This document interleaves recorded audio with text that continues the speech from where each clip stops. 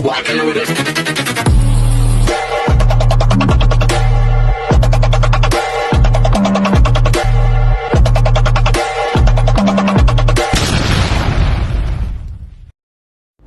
Hi everyone! Good evening! I'm back. It's your Mama Sam dito sa Sam Sam TV. Kamusta naman kayo mga amigo, amiga, kumare at kumpare? Sana lahat kayo ay okay at bongga ngayong gabi. So sana nakapag-dinner na kayo. Kami yes, kumain kami sa labas, kumain kami ng steak. So yun, kumain na naman ako ng chicken. Charot. Paano naman kasi, mas gusto ko kasi talaga yung steak na chicken kesa dun sa pork. Yung pork kasi ang tigas. Yung chicken, malinamnam. Tapos, alam mo yun, ang lambot. Ayun. Tapos, kanina, dami kong ginawa sa school kasi nga exams nga ng mga bata. So, syempre, gumagawa ko ng score nila. So, nakakaloka.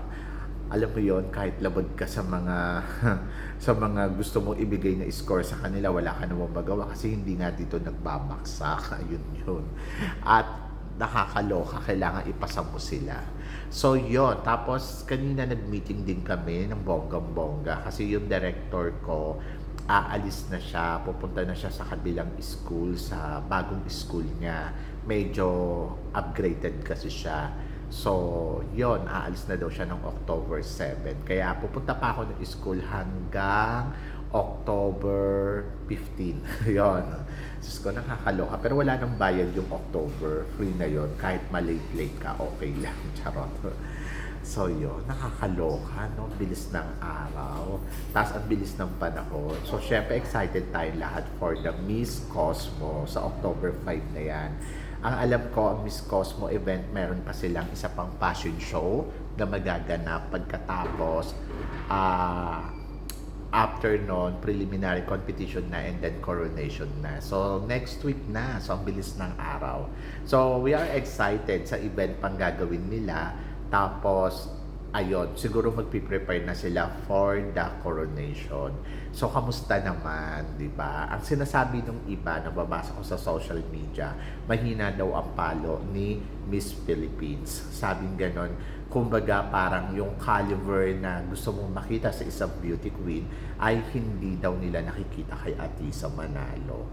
Ako naman, bago lang naman kasi ang Miss Cosmo, to be honest, hindi natin alam kung ano ba talaga ang eksenang gagawin mo dyan. Pero sa ipinakita ni Atisa Manalo, syempre, ando doon ako na maganda naman yung execution niya, maganda naman yung ipinakita niya, at tama naman yung galawan at beauty niya, pati yung mga styling niya. Kasi wala pa naman tayong basihan, ano ba talaga ang hinahanap nila.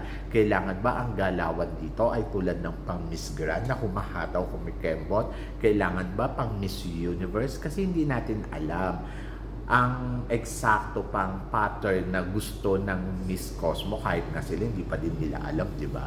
So, ando doon pa lang kasi na unang pageant pa lang yan. So, kung nakikita mo yung ibang kandidata na palong-palo katulad ng Indonesia or katulad ng Thailand, ayun yung discarte nilang gusto nilang ipakita. Pero si Philippines, siguro naglaylo lang siya kasi gusto niya at least iba yung makita sa kanya. Saka wala pa naman yung preliminary competition talaga na kailangan niyang humataw, ni hindi nga natin alam kung may swimsuit competition ba dito, di ba?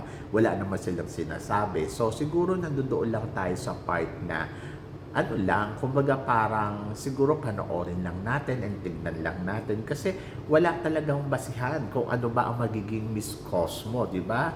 So, ang dapat ba, ang Cosmo ba, kailangan matangkad, kailangan Diyosa, kailangan ba yung galawan niya ay ganito, di ba? So, hindi natin alam. Basta ang alam ko, yung ibang kandidata, ginagawa nila yung best nila. Pero, si Miss Atisa naman, ginagawa niya din yung best niya sa paraan na alam niya. So, hindi natin alam kung papalo. Pero, ando doon ako sa part na hindi naman to Miss Grand, di ba? So, kung Miss Grand yan, ayun, mag-demand kayo na dapat ganito ang galaw, ganito ang eksena. Katulad kasi sa Miss Grand, alam mo kagad kung ano ang dapat na eksena ng kandidata. Hindi to sa Miss Universe, alam mo na din kung ano pang Miss Universe ba siya. Hindi naman porkit nakabog yung yung kembot niya ay mananalo na siya, di ba? So, you have to understand na this is a new pageant. Hindi naman to bago, di ba? Kaya, dapat nandun lang tayo sa sistema na tignan lang natin. So, ako naniniwala pa rin ako na malakas pa rin yung laban ni Atisa at may ibubuga pa rin, di ba? So, yun. So, doon sa mga nahihinaan sa kanya, wala naman akong magagawa. Opinion ninyo yun. Kasi, syempre, sanay kayo ang pageant. Kapag nakita ninyo yung isang kandidata, ganito dapat yung galawan niya. Ako naman, wala akong magagawa kasi nakita ko the best na para sa akin yung ipinakita niyang performance, yung styling niya, saka yung beauty na meron siya ay winner naman. So, yon. So, punta naman tayo doon sa botohan. Kamustahin naman natin. Ano na ba? Kaninang tanghali, si Miss Cambodia nanguna sa botohan dahil naabutan na at nalagpasan niya si Miss Atisa.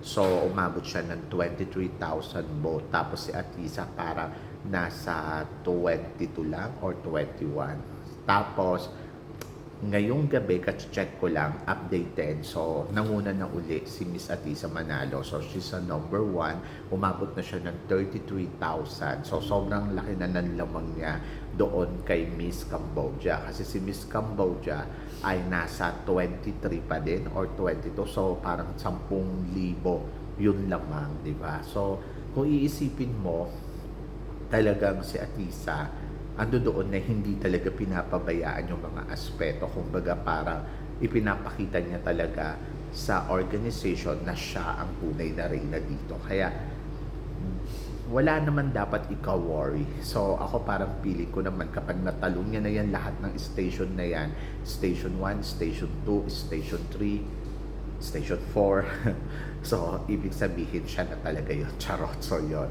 So, keep going. Kasi yung performance naman niya, pumapalo naman eh. So, nung nakaraan, sa national costume, medyo maganda naman yung eksena niya. Pagkatapos yung fashion show na naganap doon sa first fashion show nila, okay naman. Tapos kagabi, talagang wala na talaga. Bongga na talaga. At wala naman akong masabi. Kumbaga parang siya na talaga to, di ba? Kung iisipin mo, talagang lumalamang pa rin. Kumbaga lumalaban. Ang importante doon, lumalaban at kayang makarating sa dulo ng kompetisyon. Sabing gano'n ng mga Indonesian, ang tingin daw nila top 5. So yon. Tapos naniniwala sila na si Tata nga ang mananalo. So ako naman, kumpara kay Tata, I think si Vietnam, medyo malakas si Vietnam. Tapos si Thailand, hindi ko alam kung ang performance na pinapakita niya ay papalo ba hanggang dulo. So ayun yung abangan natin. Marami pang mga magagaling mula sa area naman ng tawag dito, ng Latin area. So I think yung Latin Americas, palaban din sila. So kung titignan mo, pwede nga din doon kunin kasi matangkad, mahaba yung mga biya, saka yung beauty talaga. So kahapon, nakita mo kung sino talaga yung merong beauty sa mga Latinas dito sa fashion show nila. Kitang-kita kasi banat yung buhok nila, di ba? Kung iisipin mo, ay nako, ang bongga. So talagang nag-shine din talaga sila. And then sa Africa, I think lumalaban din yung mga African.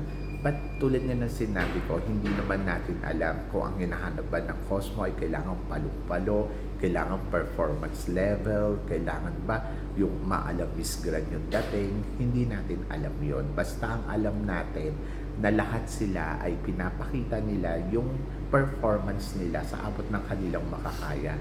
And then, ang importante dito, lumalaban yung kandidata natin at ayun, sinisecure naman niya yung sarili niya na kaya niyang makarating sa dulo ng competition.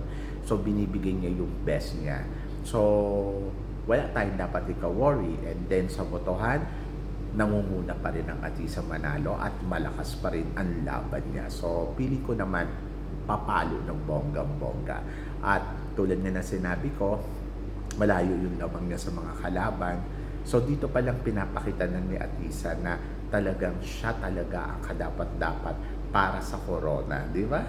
So yun, so tingnan natin, alamin natin yan sa mga susunod pa nilang eksena at saka syempre tingnan mo yung preliminary, ayun talaga yung abangan mo. Alam ko may mga grades na rin yung mga event nila, pero syempre masahataw sila pagdating ng preliminary competition at mag-expect ka ng more magpapasabog yung iba pang kandidata at yun yung abangan natin, di ba? So yon, basta ang importante lumalaban tayo ng bonggang-bongga. So ako naniniwala pa rin ako kay Atisa ang corona. So yon, kayo guys, ano guys ang tingin ninyo dito sa mga pinag-uusapan natin ngayon? I-comment below ninyo yan para at least malaman ko naman kung ano naman ang chika mo dito sa mga tinatalakay natin. So yon, guys, syempre maraming salamat sa inyong lahat sa suporta at pagmamahal na binibigay ninyo syempre dito sa channel ko, at sa mga hindi pa po nakaka-subscribe dyan, please don't forget to click like and subscribe my channel at i-click nyo na rin ang notification bell